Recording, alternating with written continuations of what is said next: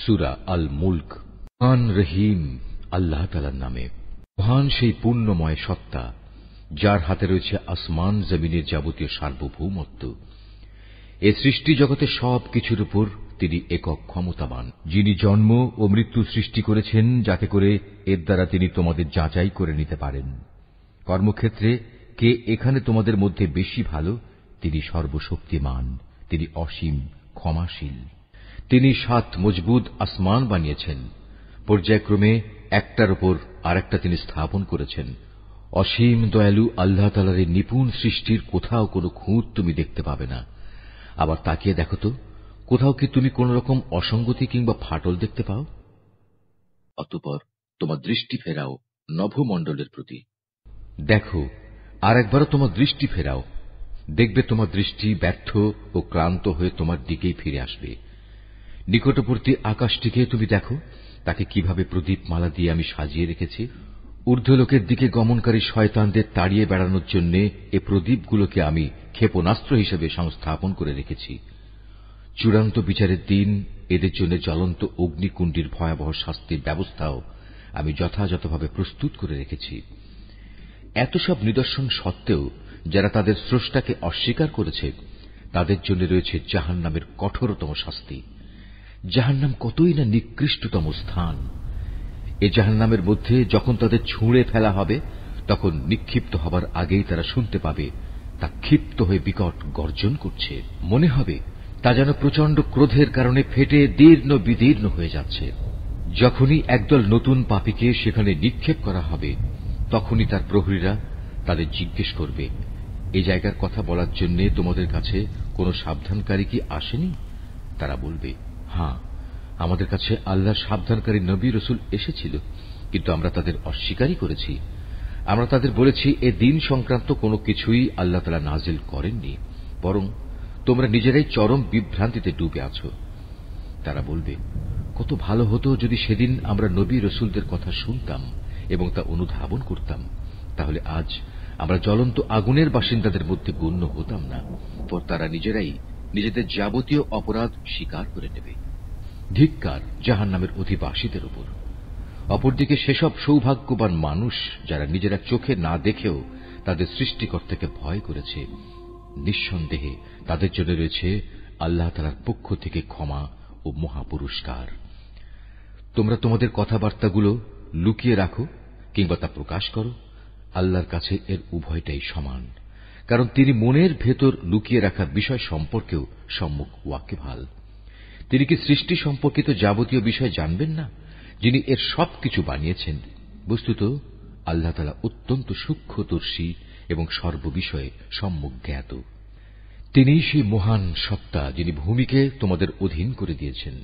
তোমরা যখন যেভাবে চাও এর অলিগলির মধ্যে দিয়ে চলাচল করো এবং এর থেকে উদ্গত রিজিক তোমরা উপভোগ করো। মনে রেখো, একদিন তোমাদের সবাইকে তাঁর কাছেই ফিরে যেতে হবে। তোমরা কি নিজেদের নিরাপদ ভাবছ মহাশক্তিধর আকাশের মালিক আল্লাহ তাআলার কাছ থেকে? তিনি কি তোমাদের সহ ভূমণ্ডলকে গেঁড়ে দেবেন না?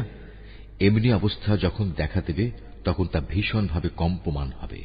অথবা তোমরা কি নিশ্চিত আকাশের অধিপতি আল্লাহ তাআলা তোমাদের উপর প্রস্তর নিক্ষেপকারী এক প্রচন্ড বায়ু প্রবাহিত করবেন না? এমন দিন আসবে এবং তোমরা সেদিন অবশ্যই জানতে পারবে কেমন ভয়াবহ হতে পারে আমার সাবধান বাণী উপেক্ষা করা।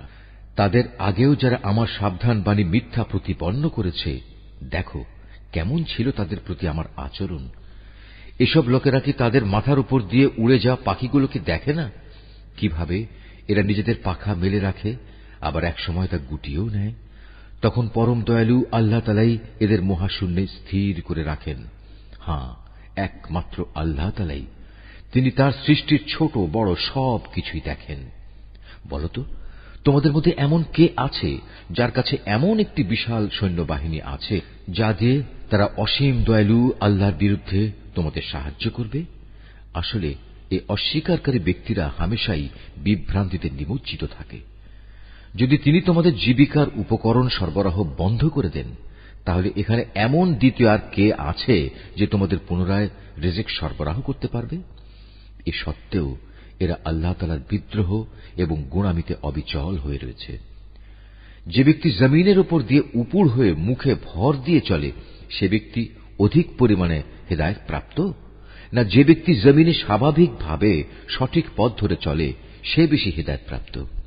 হে নবী, তুমি এদের বলে দাও, হ্যাঁ, তিনিই তোমাদের পয়দা করেছেন, তিনি তোমাদের শোনার ও দেখার জন্য কান এবং চোখ দিয়েছেন, আরো দিয়েছেন চিন্তা করার মতো একটি অন্তর। কিন্তু তোমরা খুব কমই এসব দানের কৃতজ্ঞতা আদায় করো। এদের আরো বলো, তিনি এ ভূখণ্ডে তোমাদের সর্বত্র ছড়িয়ে রেখেছেন, আবার একদিন চারদিক থেকে তাঁরই সম্মুখে তোমাদের সবাইকে জড়ো করা হবে। তারা বলে, তোমরা যদি সত্যবাদী হয়ে থাকো তাহলে বলো কবে তা সংঘটিত হবে। তুমি এদের বলো, এ তথ্য তো একমাত্র আল্লাহ তাআলার কাছেই রয়েছে, আমি তো একজন সুস্পষ্ট সাবধানকারী মাত্র। যখন সত্যি সত্যি এ প্রতিশ্রুতিটি তারা সংঘটিত হতে দেখবে যারা দুনিয়ার জীবনে অস্বীকার করেছিল, তখন তাদের সবার মুখমণ্ডল বিকৃত হয়ে যাবে এবং তাদের তখন বলা হবে, এ হচ্ছে সেই মহাধ্বংস যাকে তোমরা চ্যালেঞ্জ করতে। তুমি বলো, তোমরা কি একথা ভেবে দেখেছ, আল্লাহ তাআলা যদি আমাকে এবং আমার সঙ্গী সাথীদের ধ্বংস করে দেন কিংবা ধ্বংস না করে তিনি যদি আমাদের উপর দয়া প্রদর্শন করেন, সবই হবে তাঁর ইচ্ছাধীন। কিন্তু আল্লাহ তাআলাকে যারা অস্বীকার করেছে তাদের প্রতিশ্রুত কিয়ামতের দিন এ ভয়াবহ আযাব থেকে কে বাঁচাবে?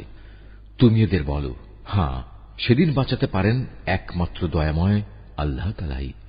তার উপর আমরা ঈমান এনেছি এবং আমরা তাঁর উপরই নির্ভর করেছি। হ্যাঁ, অচিরেই তোমরা জানতে পারবে আমাদের মধ্যে কে সুস্পষ্ট গুমরাহির মাঝে নিমজ্জিত ছিল। হে নবী, তুমি এদের জিজ্ঞেস করো, তোমরা কি ভেবে দেখেছ তোমাদের জমিনের বুকে অবস্থিত পানি যদি কখনো উধাও হয়ে যায় তাহলে কে তোমাদের জন্য এ পানির প্রবাহ ধারা পুনরায় বের করে আনবে?